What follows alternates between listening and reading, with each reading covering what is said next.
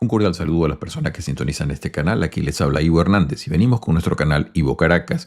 Vamos a seguir ampliando las noticias que están conmoviendo la situación internacional en estos momentos y pretendemos hacerlo en la medida en que usted nos permita llegarle con más información. Hoy es el martes 11 de febrero y las noticias importantísimas sobre las cuales hay que tener el radar prendido, se puede decir en esa manera, son primeramente la guerra de los aranceles, que está declarada ya de parte de Estados Unidos. Se han manifestado declaraciones que anuncian retaliación de parte de países europeos, probablemente México y Canadá hagan lo propio.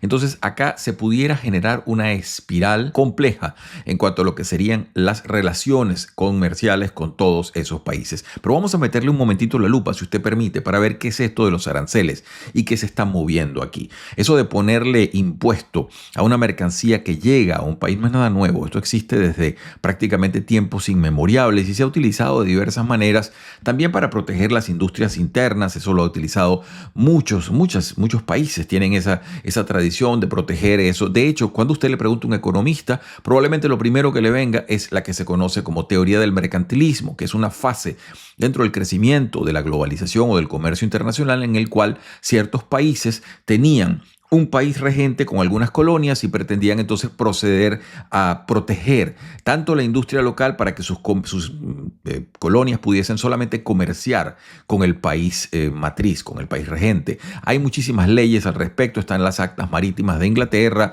están las leyes que hizo el ministro de Economía de Luis XIV, Colbert. Hay muchísima tradición en esto. Cuando en el siglo XIX ya empieza a nacer la teoría del liberalismo y el libre mercado, esto es una discusión un poco más amplia, empieza ya a fenecer. No es que desaparece totalmente, siempre han cohabitado esos dos fenómenos, el fenómeno expansivo del libre mercado, el fenómeno más bien centrípeto o que tiene que ver con la protección de la industria o la protección de los bienes. En el caso de Donald Trump ya lo ha hecho, en el 2018 lo citábamos en anteriores audiciones, ya esto existe con respecto a China, con respecto a ciertas industrias, pero usted tiene que tener en el radar particularmente cierta una ley de 1930, fue la llamada Smoot-Hawley Tariff Act, así la llaman los norteamericanos, en 1930. Eso es iniciando la depresión. ¿Y por qué les digo esto? Ya van a ver de dónde viene. Eso lo sanciona el presidente Herbert Hoover, quien es el que le pone el sello del Ejecutivo, y eso se pasa y se convierte en ley activa. Eso lo va a derogar completamente Franklin Delano 4 años después, porque fue una ley que pretendió, para tratar de proteger la industria local en medio de la naciente depresión de 1929, empezar a ponerle aranceles a todo lo que llegaba a Estados Unidos. Los aranceles eran altísimos, estamos hablando de 40 a 60%, pero Estados Unidos no era el Estados Unidos que sería después de la Segunda Guerra Mundial, y de inmediato una cantidad de países retaliaron. Lo que hizo fue profundizar mucho más los efectos de la depresión económica. Ese fantasma se le cita permanentemente a la gente que está con Donald Trump en estos momentos, porque dice, bueno, mira, cuidado y no sucede de nuevo lo que pasó con la ley Smoot-Hawley. Por cierto, eran dos congresistas, estos sujetos, que se les puso ese nombre a la ley.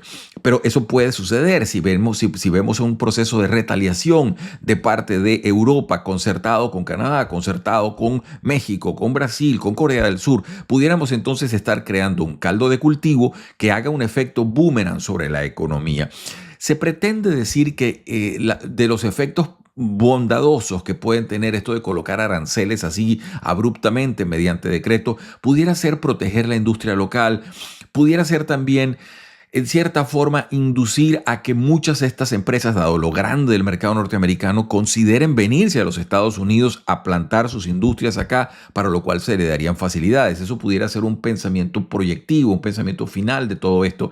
También hay que considerar que, más o menos al estilo de Donald Trump, esto puede ser también solo una herramienta de negociación. Así lo ha probado en el pasado y es una cosa importante que hay que tenerla en el radar. Sin embargo, porque todas las cosas son conducentes y todas las cosas nos llevan a entender un fenómeno global, hay que estar muy atento acá que el gran, objetivo de todos estos aranceles a largo plazo pudiera ser China, de la misma manera como lo fue Japón en los años 80. ¿Y por qué se los digo? Porque también la administración de Reagan tuvo con respecto a Japón una serie de aranceles. Ellos llamaban la ley Omnibus. Esto fue en el año 88. ¿Y por qué es muy interesante? Porque esa ley Omnibus lo que trataba en ese momento era de proteger a la industria norteamericana de lo que ellos llamaban prácticas ilícitas. En el caso contemporáneo se puede decir que a China se le está aludiendo indirectamente porque China mantiene una doble personalidad en el teatro internacional. Por una parte es una gran potencia económica, eso es innegable, con presencia en los países en desarrollo a niveles de instituciones, créditos y todo ello y en los mercados internacionales.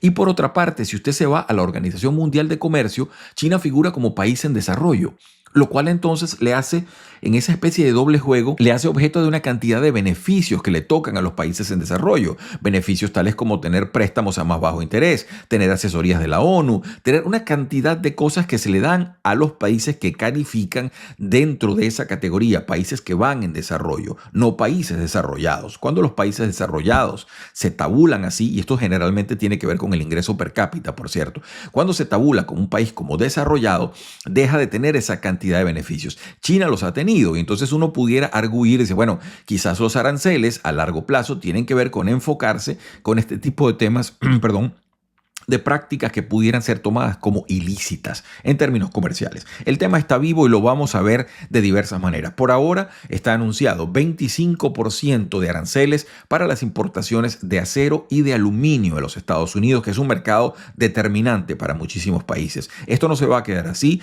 esto va a tener enorme cantidad de consecuencias, las vamos a ir viendo. Probablemente Estados Unidos y su materia diplomático-comercial aluda a cada país de forma bilateral, no sabemos que vayan a negociar en conjunto. Esto hay que estarlo viendo como materia importante. Y un punto final, antes de cerrar esta audición, es muy importante tener atentos todos los sentidos en lo que está sucediendo en Gaza. Luego de aquellas declaraciones un poco rocambolescas donde dice Donald Trump que los Estados Unidos harían allí una ribera del Mediterráneo en lo que sería la franja de Gaza, que ciertamente da a gran parte del Mediterráneo, hay que estar atento allí porque la visita del rey de Jordania, así como la motivación de una cantidad de gobiernos vecinos, ha producido una especie de pequeña turbulencia en la región. Es muy probable que esa declaración se cimente sobre el hecho que ya la organización terrorista Hamás ha dicho que no va a entregar o que no pretende seguir entregando más de los secuestrados que tiene allí en condiciones extraordinariamente precarias.